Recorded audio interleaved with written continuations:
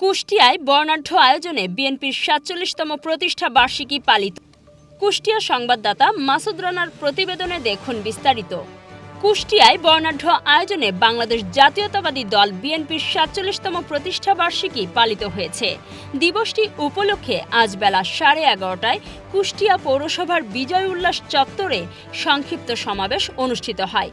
কুষ্টিয়া জেলা বিএনপির আহ্বায়ক মোহাম্মদ কুতুবউদ্দিন আহমেদের সভাপতিত্বে ও সদস্য সচিব প্রকৌশলী জাকির হোসেন সরকারের সঞ্চালনায় উক্ত সমাবেশে উপস্থিত ছিলেন বিএনপির জাতীয় নির্বাহী কমিটির অন্যতম সদস্য ও কুষ্টিয়া ২ ভেড়ামারা মিরপুর আসনের সাবেক ৩ বারের সংসদ সদস্য, কুষ্টিয়া জেলা বিএনপির সাবেক সভাপতি বীর মুক্তিযোদ্ধা আলহাজ অধ্যাপক শহীদুল ইসলাম।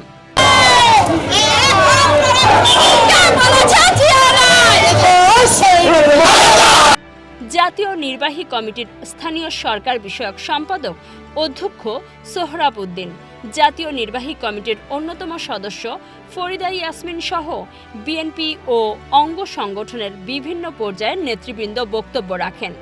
সমাবেশ শেষে বিএনপির ৪৭তম প্রতিষ্ঠা বার্ষিকী উপলক্ষে একটি বর্ণাঢ্য র্যালি বের করা হয়। র্যালিটি শহরের প্রধান সড়ক প্রদক্ষিণ শেষে বড় বাজারে শেষ হয়। জেলা বিএনপির আয়োজনে অনুষ্ঠিত এই র্যালিতে বিএনপি ও অঙ্গ সংগঠনের কয়েক হাজার নেতাকর্মী উপস্থিত হয়। আমরা ১৭ বছর ধরে আন্দোলন করেছি। জুলাই আগস্টের আন্দোলন, ছাত্র জনতা একসাথে যে আমরা ঐক্যবদ্ধভাবে আন্দোলন করে শেখ হাসিনাকে পতন ঘটিয়ে ৫ই আগস্ট তাকে বিতাড়িত করে ভারতে আমরা তাকে পাঠিয়ে দিয়েছি।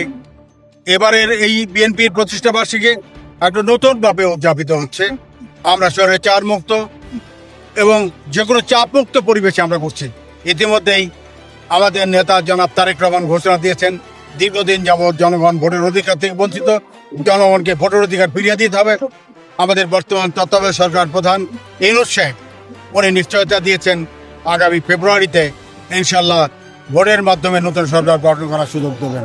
যে ষড়যন্ত্রই হোক, যে চক্রান্তই হোক, আমাদের নেতা নির্দেশ দিয়েছেন দলকে সুসংগঠিত করে এই ষড়যন্ত্রকে মোকাবেলা করতে হবে। ইতিমধ্যেই আমরা কুষ্টিয়া জেলা বিএনপির নেতৃত্বে প্রত্যেকটা উপজেলা, প্রত্যেকটা ইউনিয়ন ওয়ার্ডে বিএনপিকে সুসংগঠিত করেছি। সম্মেলনের মাধ্যমে দল সুসংগঠিত হয়েছে। আমাদের নেতা যখন যে কর্মসূচি দেবেন, আমি বিশ্বাস করি কুষ্টিয়া জেলার সকল ইউনিয়ন, থানা, ওয়ার্ড ঐক্যবদ্ধভাবে আমরা সেই ডাকে সাড়া দিয়ে যে কোনো ষড়যন্ত্র আমরা নস্যাৎ করতে সক্ষম এবং এই নিশ্চয়তা দিতে পারি ইনশাল্লাহ। আমরা যেমন শহীদ প্রেসিডেন্ট জিয়াউর রহমানকে কুষ্টিয়া জেলার 4টি আসন উপহার দিয়েছিলাম, আগামী নির্বাচনে ইনশাল্লাহ কুষ্টিয়া জেলার 4টি আসন আমরা দেশনেত্রী বেগম খালেদা জিয়া এবং তারেক রহমানকে আবারও 4টি আসন উপহার দিতে সক্ষম হব।